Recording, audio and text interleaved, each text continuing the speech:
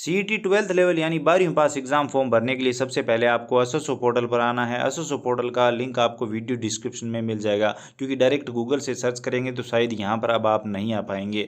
तो यहाँ पर सबसे पहले आपको एक एसएसओ आईडी की रिक्वायरमेंट होगी। एसएसओ आईडी है तो यहाँ पर SSO ID password captcha code दर्ज करके आप लॉग इन कर सकते हैं और फॉर्म भर सकते हैं। लेकिन अगर एसएसओ आईडी नहीं है तो रजिस्ट्रेशन पे क्लिक करके नई एसएसओ आईडी बना लीजिए। एसएसओ आईडी कैसे बनाई जाती है इस पर ऑलरेडी कंप्लीट डिटेल में वीडियो बना हुआ है, वीडियो का लिंक डिस्क्रिप्शन में है, वहाँ से देखकर एसएसओ आईडी बना लीजिए, लॉगिन कर लीजिए। आईडी लॉगिन करने के बाद यहाँ पर आप नीचे स्क्रॉल करेंगे तो आपको रिक्रूटमेंट पोर्टल का ऑप्शन मिल जाएगा। यहाँ पर दो ऑप्शन है, रिक्रूटमेंट स्टेक 2 और रिक्रूटमेंट पोर्टल। तो आपको इस वाले ऑप्शन पे क्लिक करना है। इस ऑप्शन पे क्लिक करेंगे तो यहाँ पर आपको ऑप्शन मिल जाएगा, आप देखिए सीईटी सीनियर सेकेंडरी यानी 12th लेवल का ये है, तो इस पर आपको अप्लाई करना है। तो अगर आपने ग्रेजुएशन लेवल का फॉर्म भरा है तो अपने तब तो आपने ओटीआर भी किया होगा, तो यहाँ पर आप अप्लाई नाउ पे क्लिक करेंगे तो डायरेक्ट आपको फॉर्म के लिए रीडायरेक्ट कर दिया जाएगा, यहाँ पर आप देख सकते हैं। लेकिन अगर आप फर्स्ट टाइम भर रहे हैं तो यहाँ पर आपको ओटीआर के लिए बोला जाएगा। जैसे ही यहाँ पर आप क्लिक करेंगे ओटीआर के लिए बोला जाएगा तो यहाँ पर आपको ओके करना है और पहले ओटीआर करना होगा, पेमेंट वगैरह करना होगा। तो यहाँ पर ओके करेंगे, स्टेप बाय स्टेप समझ लीजिए ताकि आपको आगे चलकर कोई भी दिक्कत ना आए। तो यहाँ पर ओटीआर के लिए इस तरह का इंटरफेस आएगा। तो यहाँ पर आपको पूछा जा रहा है कि आप राजस्थान से हो, तो यहाँ पर आप यस सेलेक्ट कर लीजिए। यहाँ पर आप अपने जन आधार नंबर दर्ज कर सकते हैं। फेस मेंबर पे क्लिक करेंगे, आपका नाम आएगा उसे सिलेक्ट कर लेंगे। जन आधार कार्ड में आपका नाम, आपके पिता का नाम, जो भी डिटेल होगी वो यहाँ पर आ जाएगी, जो कि ज़्यादातर की सही नहीं है। तो यहाँ पर आप कोशिश करिए कि जन आधार में अगर सही है तो जन आधार से कर लीजिए, नहीं तो आप यहाँ पर इस चेकबॉक्स पे क्लिक करेंगे तो यहाँ पर आप आधार कार्ड से डेटा उठा सकते हैं। अब यहाँ पर आप आधार नंबर दर्ज करके एग्री पे क्लिक करेंगे तो यहाँ पर आधार कार्ड में जो आपका नाम होगा, आपका पिता का नाम होगा, वो यहाँ पर आ जाएगा।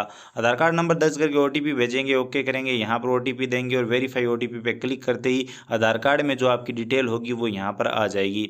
तो यहाँ पर ओटीपी वेरीफाई हो चुका है और यहाँ पर आधार कार्ड की डिटेल आ चुकी है, नाम, डेट ऑफ बर्थ वगैरह। अगर यहाँ पर डिटेल सही दिखाई नहीं दे रही है तो इसका मतलब आपके आधार कार्ड में डिटेल सही नहीं है, ये 10वीं की मार्कशीट के अकॉर्डिंग होनी चाहिए।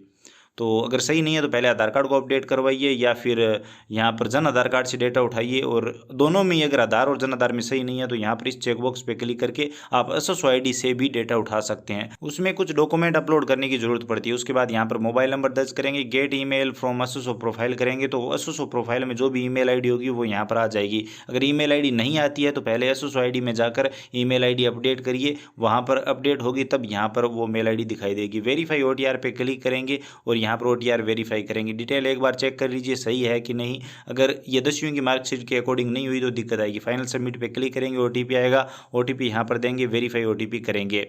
जैसे ही ओटीपी यहाँ पर आप डाल के वेरीफाई करेंगे तो यहाँ पर आपका जो ओटीआर है वो हो जाएगा। अब आपको पेमेंट के लिए बोला जाएगा। यहाँ पर आपको रजिस्ट्रेशन नंबर मिल जाते हैं, ये नंबर आपको हैंड रिटन उस सेल्फ डिक्लेरेशन में भी लिखने होंगे, वो आगे हम जानेंगे।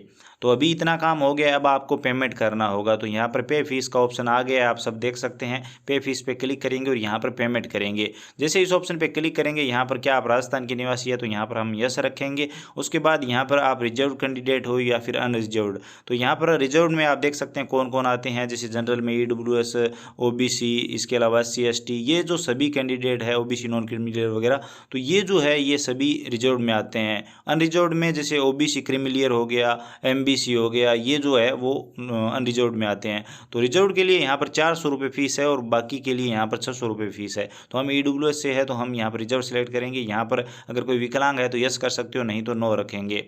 उसके बाद यहाँ पर फीस पे करेंगे, ओके करेंगे, आपको पेमेंट गेटवे के लिए रीडायरेक्ट कर दिया जाएगा। यहाँ पर आप चाहें तो नेट बैंकिंग से पेमेंट कर सकते हैं, कई ऑप्शन है, सिलेक्ट करेंगे और पेमेंट कर देंगे। इसके अलावा अगर आप एटीएम कार्ड से पेमेंट करना चाहते हैं तो एग्रीगेटर सेलेक्ट करेंगे, कोई भी पेमेंट गेटवे सेलेक्ट करेंगे, एटीएम कार्ड, नेट बैंकिंग, और यहाँ पर वॉलेट वगैरह का भी ऑप्शन आपको देखने को मिल जाता है। तो ये सभी ऑप्शन भी आप काम में ले सकते हैं। लेकिन जो सबसे सरल तरीका है वो है क्यूआर कोड वाला। ये ऑप्शन सेलेक्ट करेंगे, यहाँ पर फ़ोन पे सेलेक्ट करेंगे और पे नाउ पे क्लिक करेंगे तो यहाँ पर आपके सामने एक क्यूआर कोड आ जाएगा। चलिए हम देखते हैं। तो जैसे यहाँ पर ये क्यूआर कोड आता है तो इसे आप शो क्यूआर कोड पे क्लिक करके स्कैन कर लेंगे। आप अपने फ़ोन पे, गूगल पे, पेटीएम, जिससे चाहें यहाँ पर पेमेंट कर सकते हैं। तो चलिए हम इस क्यूआर कोड को स्कैन कर लेते हैं और पेमेंट कर देते हैं। जैसे यहाँ पर पेमेंट होगा ऑटोमेटिक पेज रीडायरेक्ट हो जाएगा और चुटकियों में ये काम हो जाता है। जैसे यहाँ पर हमने देखिए पेमेंट कंप्लीट किया, ऑटोमेटिक यहाँ पर पेमेंट सक्सेसफुल दिखा दिया गया है और यहाँ पर पेज जो है वो ऑटोमेटिक रीडायरेक्ट हो रहा है। पेज रीडायरेक्ट होते ही यहाँ पर आपका जो OTR है वो एक तरह से कंप्लीट हो जाएगा, लेकिन अभी लाइव फोटो वाला भी सिस्टम रखा गया है, तो वो कैसे करना वो भी देखेंगे। देखिए यहाँ पर ट्रांजेक्शन सक्सेसफुल हो चुका है, ओके करेंगे। ओके करने के बाद यहाँ पर आप नीचे आएंगे तो यहाँ पर आप देख सकते हैं पेमेंट हो चुका है, व्यू रिसिप्ट का ऑप्शन आ चुका है। इस पर क्लिक करके आप रिसिप्ट का प्रिंट आउट भी निकाल सकते हैं। अब OTR eKYC पे क्लिक करेंगे, यहाँ पर आप देख सकते हैं लाइव फोटो का आपको ऑप्शन मिलता है, तो इस पर आपको क्लिक करना है। लाइव फोटो के लिए यहाँ पर क्लिक करेंगे और आपके लैपटॉप में या फिर आपके कंप्यूटर में कैमरा होना चाहिए, तो टेक फोटो पे क्लिक करके यहाँ पर आप लाइव फोटो लेंगे। कैसे लेना है, तो इसमें बैकग्राउंड आपको सफ़ेद रखना है, यहाँ पर आपको परमिशन अलाउ कर देनी है। चलिए परमिशन अलाउ कर देते हैं और एक फ़ोटो ले लेते हैं।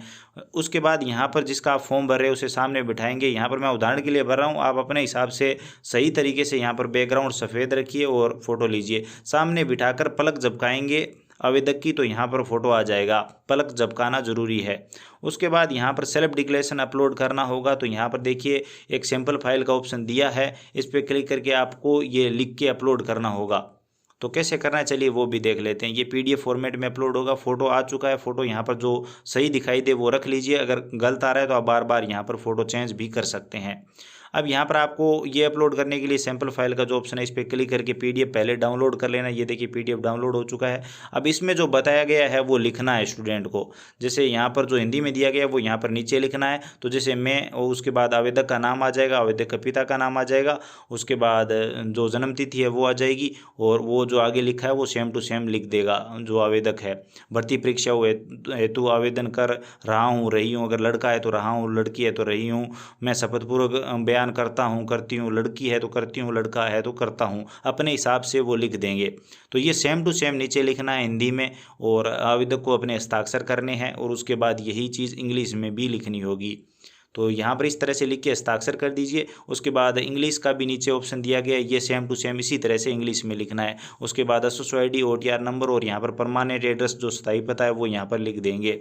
ये लिख के और आपको स्कैन करके PDF फॉर्मेट में और अपलोड करना है। अगर किसी ने सिर्फ हिंदी में लिख कर अपलोड कर दिया तो भी कोई दिक्कत आपको नहीं आएगी, घबराने की ज़रूरत नहीं है। लेकिन आप जो नए फॉर्म भर रहे हैं वो हिंदी और इंग्लिश दोनों में कर दीजिए। तो चलिए यहाँ पर PDF फॉर्मेट में अपलोड कर देते हैं। साइज़ 200 KB से कम रखना है, 100 KB से ज़्यादा रखना है। तो यहाँ पर हमने ये अपलोड कर दिया। उसके बाद आपको सबमिट OTR पे क्लिक करके और ये सबमिट कर देना है, आपका OTR कंप्लीट हो जाएगा। तो चलिए कर देते हैं। सबमिट eKYC पे क्लिक करेंगे तो ये दोनों अपलोड करके और फोटो सही तरीके से लेके यहाँ पर चेक कर लीजिए कि जो आपने लाइव फोटो लिया वो सही है कि नहीं। दोनों चेकबॉक्स पे क्लिक करेंगे, सेंड OTP पे क्लिक करेंगे, आपके नंबर पर OTP आएगा, वो OTP यहाँ पर देंगे और फाइनल सबमिट कर देंगे। जैसे यहाँ पर फाइनल सबमिट करेंगे आप देखिए OTR कंप्लीट हो चुका है। अब आप अपना फॉर्म आगे भर सकते हैं, और अब आप जो भी फॉर्म भरेंगे उसमें आपको अलग से पेमेंट देने की ज़रूरत नहीं पड़ेगी। तो पेमेंट आपका एक बार हो चुका है, KYC यहाँ पर कंप्लीट हो चुकी है। ओके करेंगे।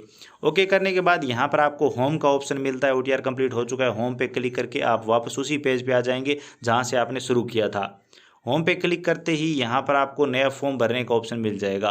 तो यहाँ पर आप देख सकते हैं। अब यहाँ पर हम फॉर्म भरेंगे तो अप्लाई नाउ पे क्लिक करेंगे, डायरेक्ट आपको ये ऑप्शन मिल जाएगा। तो यहाँ पर आप CAT वाले ऑप्शन पे क्लिक करेंगे, डिटेल आ जाएगी, चेक कर लीजिए सही है तो यहाँ पर प्रोसीड करेंगे। अब यहाँ पर आपको माता का नाम दर्ज करने का ऑप्शन मिलता है। तो यहाँ पर 10वीं की मार्कशीट के अकॉर्डिंग नाम यहाँ पर दर्ज कर दीजिए, ऑटोमेटिक आ जाता है तो सही है। उसके बाद यहाँ पर आपकी कास्ट कैटेगरी कौन सी है, general, EWS, OBC, SC, ST, वो जो भी है वो सिलेक्ट कर लीजिए। अगर विकलांग है आवेदक तो यहाँ पर सेलेक्ट करेंगे और कैटेगरी भी बताएंगे, अगर नहीं है तो कोई दिक्कत नहीं है। उसके बाद धर्म क्या है वो सिलेक्ट कर लेंगे, विवाहित स्थिति, विवाहित, अविवाहित जो भी है वो यहाँ पर सिलेक्ट कर लीजिए। मैरिड है तो जीवन साथी का नाम भी देना होगा, और अगर अनमेरिड है तो ये देने की ज़रूरत नहीं है। तो अगर मेरिड है तो आप लिख दीजिए जीवन साथी का नाम भी। लेकिन एक कमाल की चीज़ है यहाँ पर, अगर आप अनमेरिड भी करते हैं तो भी आपको बच्चों की संख्या बतानी होगी। यहाँ पर 1/6/2002 से पहले कितने बच्चे हैं और 1/6/2002 के बाद कितने बच्चे हैं। मेरिड है वो अपने हिसाब से बता दीजिए, जो अनमेरिड है वो यहाँ पर 00 लिख दीजिए। उसके बाद यहाँ पर मोबाइल नंबर आप चाहें तो अपडेट कर सकते हैं, वैसे ऑटोमेटिक आ जाते हैं, आप चाहें चेंज कर सकते हैं। व्हाट्सअप नंबर भी आप दर्ज कर सकते हैं, ये कोई ज़रूरी नहीं है। उसके बाद ईमेल आईडी भी आप चेंज कर सकते हैं, वैसे ये SSO से आ जाती है तो सही है, हमने चेक कर लिया। उसके बाद यहाँ पर ईमेल आईडी आ गई, आधार कार्ड नंबर ऑटोमेटिक आ गए। अब यहाँ पर आप अनुसूचित क्षेत्र से हो या नहीं तो वो पूछा जा रहा है, तो हम यहाँ पर नहीं है, नो करेंगे। 3-4 जिलों को छोड़कर बाकी सभी अनुसूचित से बाहर है तो यहाँ पर नो होगा। बाकी अगर आप यहाँ पर गलती से यस भी कर देते हैं तो आगे अगले पेज में आपके ज़िले का नाम शो नहीं होगा, तो आपको समझ में आ जाएगा, इसमें गलत नहीं होगा। अब यहाँ पर एड्रेस भरेंगे, गाँव का नाम, तहसील का नाम, जिले का नाम भर दीजिए, यहाँ पर स्टेट चुन लीजिए। उसके बाद आपका जिला कौन सा है वो सिलेक्ट कर लीजिए, गाँव का नाम यहाँ पर भर दीजिए, पिन कोड भर दीजिए। उसके बाद नेक्स्ट करेंगे। नेक्स्ट करने के बाद यहाँ पर यस करेंगे। यस करने के बाद अगले पेज पे आ जाएंगे। तो अगर आपने अनुसूचित क्षेत्र में यस या नो गलत किया है तो यहाँ पर आपके जिले का नाम शो नहीं होगा, तो कोई दिक्कत वाली बात यहाँ पर नहीं है। तो यहाँ पर ये आपका जिला वगैरह आ गया, नहीं आ रहा है तो आप सिलेक्ट कर लीजिए। आप पूर्व स्थापित हो या नहीं तो यहाँ पर नो करेंगे। उसके बाद आप भूतपूर्व सैनिक हो या नहीं तो नो कर देंगे। हो तो यहाँ पर संबंधित डिटेल भी देनी होगी, खिलाड़ी हो या नहीं तो वो बता देंगे। उसके बाद यहाँ पर आप स्थायी कर्मचारी राज्य के हो या नहीं तो वो बता देंगे। एज में छूट चाहिए तो किस वजह से चाहिए वो बता देंगे, नहीं तो नॉट अप्लीकेबल करके नेक्स्ट करेंगे। अब यहाँ पर आपकी क्वालिफिकेशन डिटेल आएगी। तो यहाँ पर सबसे पहले आप चेकबॉक्स पे क्लिक करेंगे और यहाँ पर आपको 10वीं 12वीं की डिटेल देना जरूरी है, क्योंकि 12th लेवल का फॉर्म है। तो बाकी डिटेल आप भरे ना भरे, 10वीं की और 12वीं की तो आपको यहाँ पर भरनी होगी, ये दो जरूरी है। बाकी ये सब जरूरी नहीं है, आप चाहें तो दे सकते हैं। तो यहाँ पर सबसे पहले आपको 10th की डिटेल देनी है। तो यहाँ पर विषय समूह में आप ऑल सब्जेक्ट या फिर ऑल जनरल सब्जेक्ट जो भी आप लिखना चाहें वो लिख दीजिए अपने हिसाब से। तो चलिए हम ऑल सब्जेक्ट लिख देते हैं।